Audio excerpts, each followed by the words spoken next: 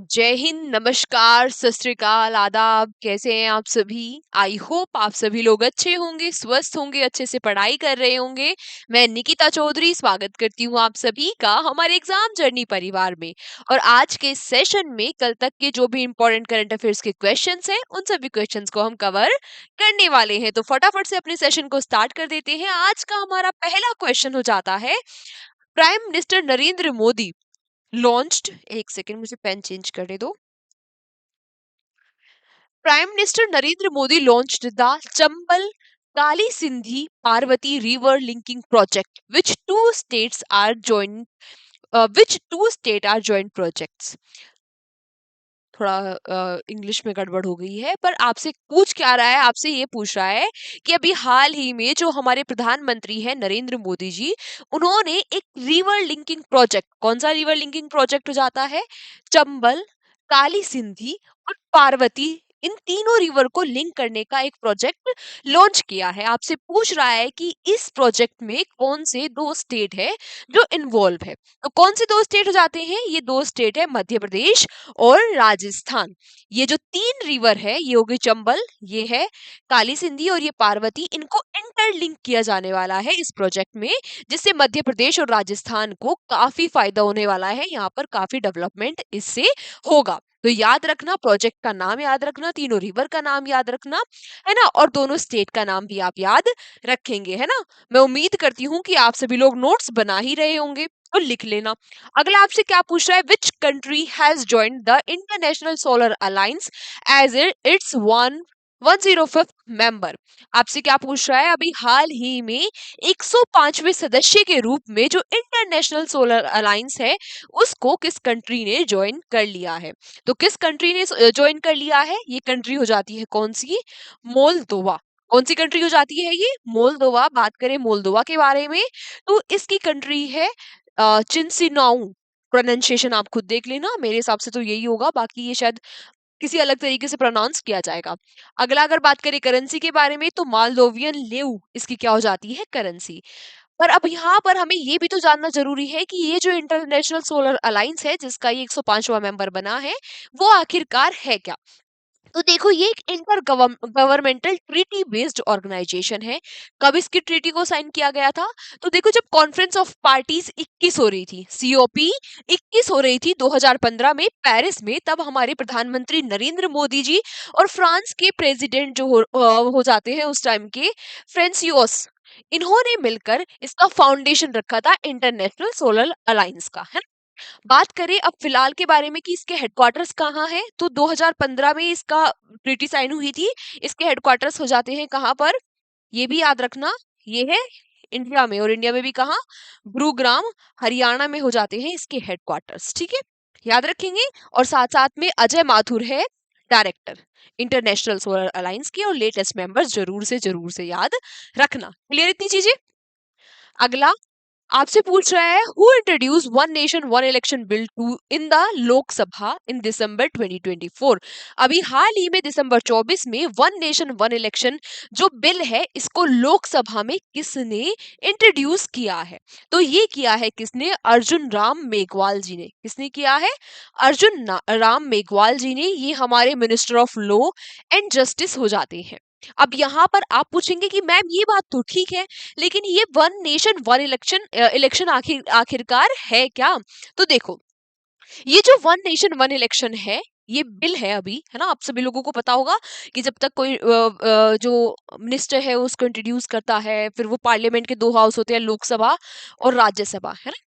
ये क्या होती है हमारी पार्लियामेंट? पार्लियामेंट के दो हाउस होते हैं, लोकसभा और राज्यसभा, और एक क्या होती है? प्रेसिडेंट। तो जब तक दोनों हाउस में रहता है, तब तक ये बिल रहता है ना। दोनों हाउस से पास हो जाता है, तब भी ये बिल रहता है। प्रेसिडेंट के पास जाता है, तब भी ये बिल रहता है। लेकिन जैसे ही प्रेसिडेंट अपने सिग्नेचर इस पे कर देते हैं, तो ये बिल क्या बन जाता है? एक्ट बन जाता है, कानून बन जाता है। ठीक है, ये बातें तो पता होगी आपको, बेसिक्स है। हाँ, तो मैं बात किसके बारे में कर रही थी? वन नेशन वन इलेक्शन आखिरकार है क्या? तो ये क्या है कि भाई, ये एक ऐसा बिल है जिसमें जो पूरे देश है, पूरे देश में सेंट्रल के और जो स्टेट के इलेक्शन है, वो एक साथ कंडक्ट कराए जाए, ये ऐसा बिल है।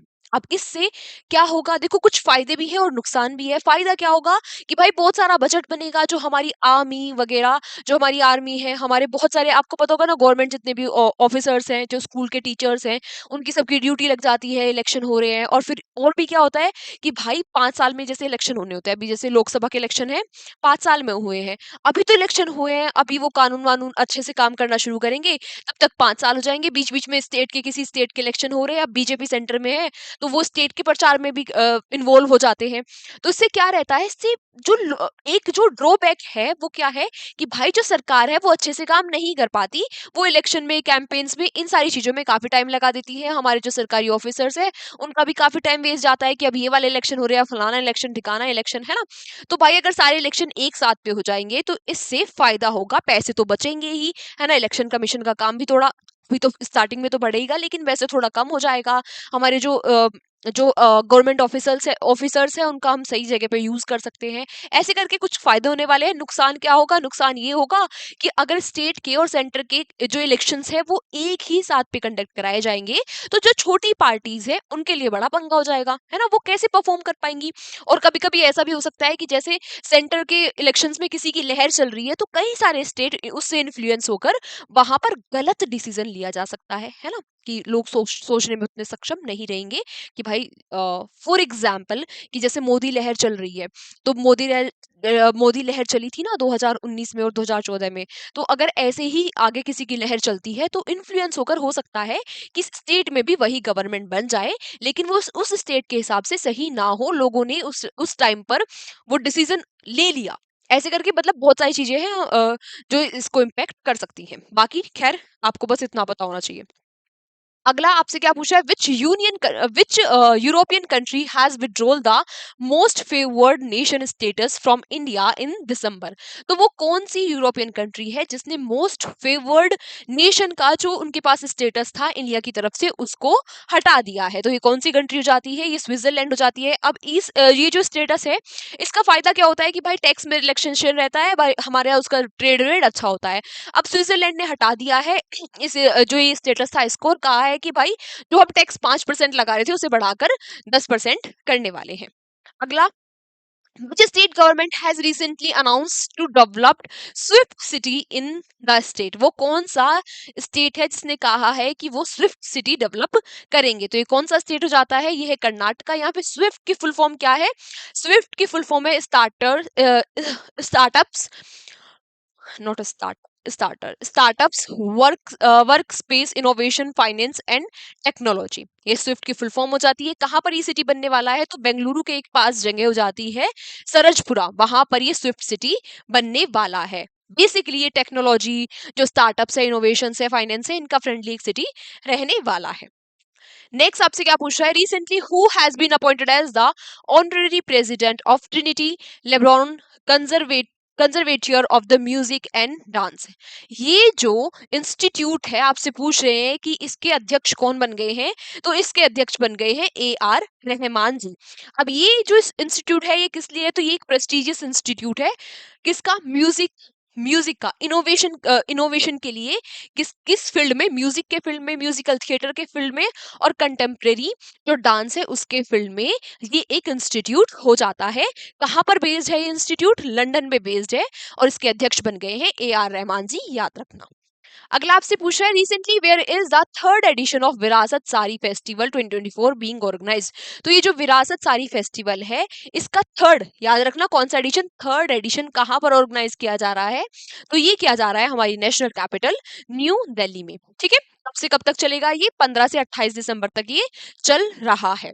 बात करें किसके द्वारा ऑर्गेनाइज कराया गया, तो ऑब्वियसली किसके द्वारा कराया जाएगा, मिनिस्ट्री ऑफ टेक्सटाइल के, और इसके मिनिस्टर हो जाते हैं श्री गिरिराज सिंह, इनका नाम भी आप याद रखना।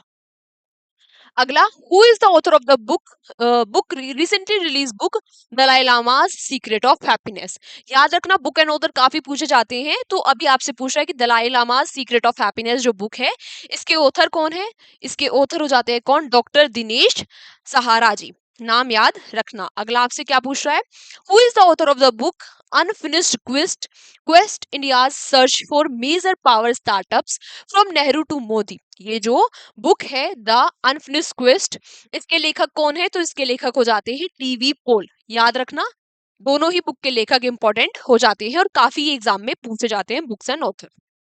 नेक्स्ट एंड आज का लास्ट क्वेश्चन क्या हो जाता है? आज का लास्ट क्वेश्चन है, who was Tulsi Gawanda? Who was Tulsi Gowda, not Gawanda, who was Tulsi Gowda who died recently? अभी हाल ही में जो तुलसी गोड़ा जी है, इनका निधन हो गया है। आपसे पूछ रहा है कि ये कौन है? तो ये एक एनवायरमेंटलिस्ट है, ये एक एनवायरमेंटलिस्ट थी। ठीक है, इनको हम इंसाइक्लोपीडिया ऑफ फॉरेस्ट के नाम से भी जानते हैं। 86 की उम्र में इनका निधन हुआ है और इन्होंने 30,000 से भी ज्यादा पेड़ लगाए हैं। तो काफी इंपॉर्टेंट पर्सनैलिटी थी। इंपॉर्टेंट किस लिए थी? इन्वायरमेंट के फील्ड में काफी इंपॉर्टेंट काम किया है इन्होंने, तो इनका नाम याद रखना, पूछा जा सकता है एग्जाम में। तो आज की क्लास हमारी यहीं तक थी। Thank you so much everyone हमारे साथ सेशन में एंड तक बने रहने के लिए। कल के सेशन में आप सभी प्यारे बच्चों से फिर से मुलाकात होगी। तब तक अच्छे से पढ़ाई करते रहिए, अपनी हेल्थ का ध्यान रखिए, है ना।